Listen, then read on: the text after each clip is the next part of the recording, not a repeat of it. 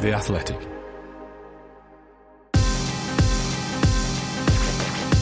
G'day there, and welcome along to a brand new podcast that brings you all the big F1 headlines in 15 minutes or less. I'm James Baldwin, and this is the Race F1 briefing for the 22nd of February 2024, brought to you by our friends at Grid Rival. The race has 4 people on the ground in Sakhir, which means we have eyes and ears all over testing. So, over the next 10 minutes or so, I'll be bringing you up to speed on everything you need to know from day 2 of 2024's F1 pre-season testing in Bahrain, including how a loose drain cover interfered with running, problems for day 1 pace-setters Red Bull, positives for Mercedes and Ferrari, and more. So, let's get into it. After Red Bull's apparent cakewalk on day 1, there was a new pace-setter in town on day 2 in Bahrain, and it was Ferrari. Once again, the Scuderia chose to split driving duties between Charles Leclerc and Carlos Sainz, and both ended up top of the timesheets in their respective sessions, though there was much more to those times than meets the eye. Sainz ended the day with the quickest lap of the test so far, a 1 minute 29.921 second effort, which left him 0.758 seconds clear of Red Bull's Sergio Perez. However, that rather meaty advantage was helped by Sainz using the C4 tyre, a step softer than Perez and most of the rest of the top 10 used, and softer than the softest compound used in Sakhir during a race weekend. Sainz had been slightly later jumping into the SF24 than anticipated on Thursday, after Ferrari opted to give Charles Leclerc some extra running in the evening session to make up for time lost due to an unusual incident earlier in the day. The 26-year-old had sat on top of the timesheets when TV cameras showed him dislodging what turned out to be a loose drain cover. That led to a red flag and the session being ended over an hour early as repairs were made to the circuit. Despite his stop-start day, Leclerc was confident enough to declare this year's car as a much better starting point than last season's red machine. The race's Mark Hughes also noted Ferrari's suspiciously good long-run pace. But how good a shape are Ferrari really in? The race's Ed Straw, who spent much of the day out on track watching the cars in different sections, gave this assessment. Things are looking decent for Ferrari. The car seems to be less wind sensitive than last year's and generally an improvement in terms of aerodynamic stability. From what I understand, it's working as hoped when it's not hitting drain covers. Ed continues, however, the concerning thing for Ferrari is it doesn't look like it's at Red Bull's level. What's more, there was a hint of higher tyre deg than some rivals on the C3 compound, although it's hard to draw many conclusions from that. So my feeling on Ferrari so far is good, but not great. Some positivity for Ferrari then, but don't let the timesheets fool you. Few are thinking it's a Red Bull beater just yet, not even the drivers. Sainz said the Red Bull's design looks half a step ahead of the others, whilst teammate Leclerc admitted that Red Bull unfortunately remains quite a bit ahead. And you can read more from Scott Mitchell-Marm on the race website about why Red Bull's rivals have been left wowed and fearful by its new car. On to the aforementioned Red Bull then, who on Thursday gave Sergio Perez a first chance to get behind the wheel of its aggressive and so far extremely quick car evolution. But unlike Max Verstappen's flawless Wednesday, the Mexican, such as his luck, immediately hit trouble, losing time in the pits early on after his front right brake caught fire on an installation run and had to be repaired. He did eventually get a run on the mediums and went 4th quickest, but ended the earlier session with only 20 laps on the board compared to the 60-plus laps Verstappen logged in the same session the day before. That led to Red Bull adjusting its plan and giving Perez the full day to acclimatise to the RB20, with the 6-time race winner eventually adding 109 laps to his tally in the extended 5-hour afternoon session.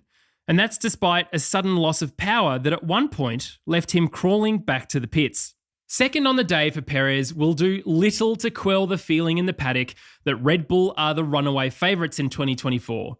Perhaps even with a bigger margin of superiority than they enjoyed in 2023.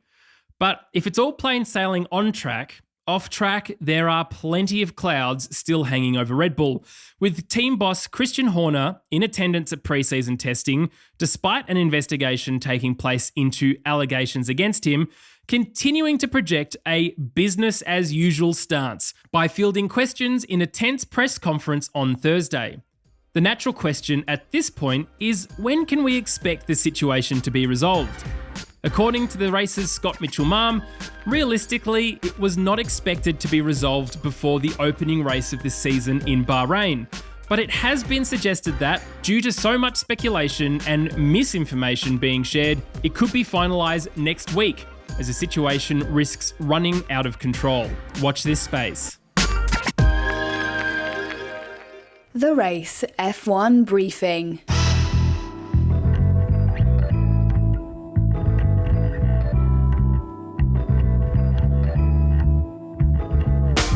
Back to on-track matters now, and Lewis Hamilton was the other driver to get a first taste of his new machinery on Thursday, jumping into the W14, likely to be the final Mercedes he'll drive in F1 for the first time. The man who made so much noise in the off-season when his sensational 2025 move to Ferrari was announced, ended up clocking 123 laps, second only to Perez's 129, in a car which looked from the outside a much more drivable proposition than last year's Silver Arrow.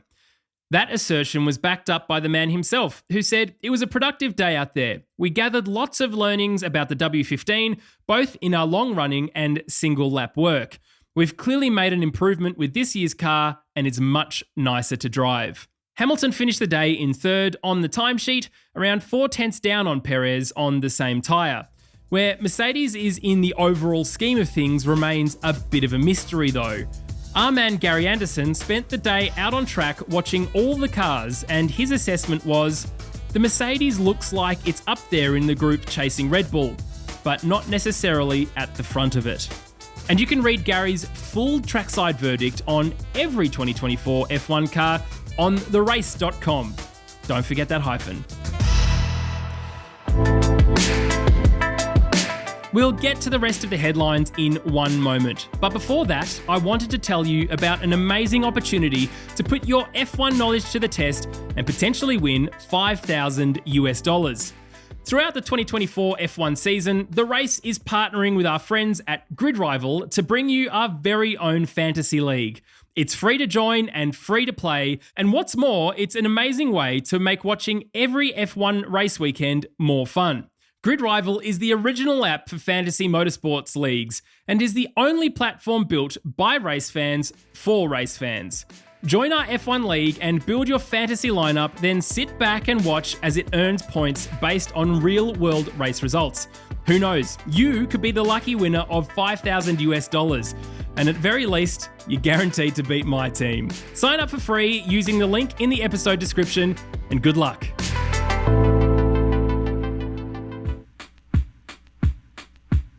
Over to the papaya team now, McLaren, where Lando Norris experienced a restricted day on track compared to day one, with a fuel system issue. Norris only managed 52 laps in the afternoon session, having to abort his race simulation as a result, before the team was able to return him to the track for the final part of the session. He ended up fourth fastest, 2/10 behind Hamilton and 1/10 up on former teammate Daniel Ricciardo, who was the fifth and final driver to beat Leclerc's morning benchmark. McLaren's CEO, Zak Brown, has been on somewhat of a mission over the winter, wanting the FIA to step in to prevent co-ownership of F1 teams and AB-style collaborations, believing it's no longer befitting of modern Formula One. And on day 2 of testing, Brown appeared in a press conference placed alongside both Red Bull team boss Christian Horner, as well as new RB team boss Laurent Mekies. As you can imagine, we couldn't miss a chance to ask all three of them about this contentious issue, and it triggered some punchy responses which left neither Brown nor Horner completely in the right. Zak Brown said, when asked by the race why he's been so vocal about AB teams and co-ownership recently, no other sport, to my knowledge, allows co-ownership of two teams that compete against each other. I think they, Red Bull, are very much playing by the rules. I have an issue with the rules, and I believe FIA needs to address this. Horner immediately rebutted Brown's claim that no other major sport has co-ownership, pointing to Red Bull's ownership of 2 football teams that compete in the Champions League. He also said that the origins of Red Bull owning its second team were justification for keeping it, the energy drink giant having taken over the struggling, insolvent and on the brink of bankruptcy Minardi team in 2005. Horner concluded that he doesn't understand the fuss about Red Bull owning 2 teams, and that the drinks manufacturer should actually be applauded for the support and commitment and the jobs that they've provided through the good times and particularly through the bad times. This is likely to be an issue that will play out for weeks to come, especially if RB demonstrate real and consistent pace when we get underway with racing in 2024. Ed Straw has dug more into it on therace.com, don't forget that hyphen, which is definitely worth the read. Let's talk about the team stuck in the middle between Horner and Brown now. RB. They continued their impressive pace and reliability in testing on day 2, with Daniel Ricciardo managing the 4th fastest time when the flag fell at the end of running.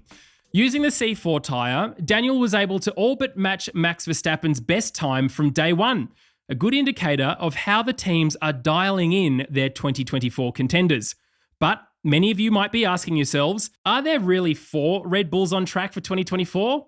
Well, the race's technical expert, Gary Anderson, was tasked with an in-depth comparison on day 2. Gary says that to compare these 2 teams, I think we can really only look at the Red Bull 2023 versus the RB 2024. No one has gone down the Red Bull 2024 design route yet, and I doubt very much Red Bull was forthcoming with much concept information even to its sister team. They share lots of mechanical parts, including the gearbox and rear suspension and front suspension, which makes it cost-effective for both teams, but that is acceptable in the regulations. Actually, by defining what you can and can't do in the regulations, this is even encouraged. Gary has gone through, in detail, comparisons of the front wing, side pods, overhead views, airbox and rear wing, and beam wing and diffuser to find out. You can see all of that detail on the website, and if you're a visual learner like me, Gary's managed to find some great photos to compare.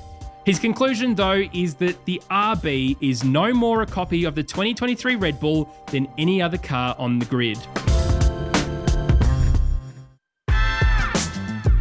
Looking further down the field before we wrap this episode up, Lance Stroll was 7th fastest for Aston Martin, with the Alpine of Esteban Ocon, who spent much of the afternoon running on the harder C1 compound, 8th, after an improvement on the C3 later in the session.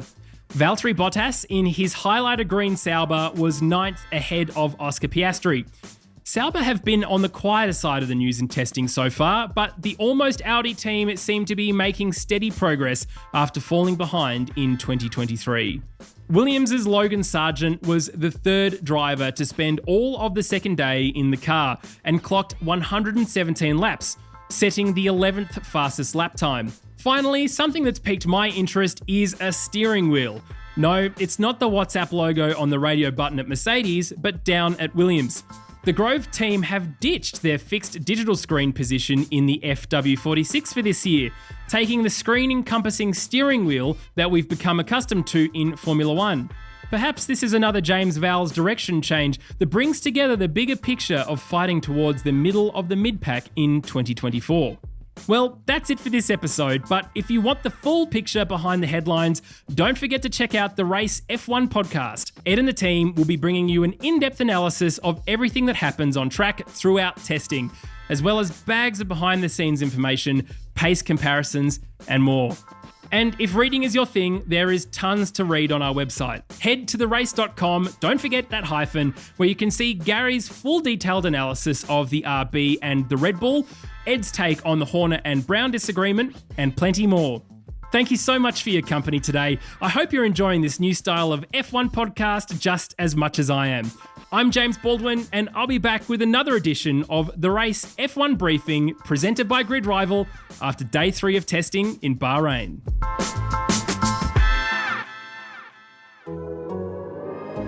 The Athletic.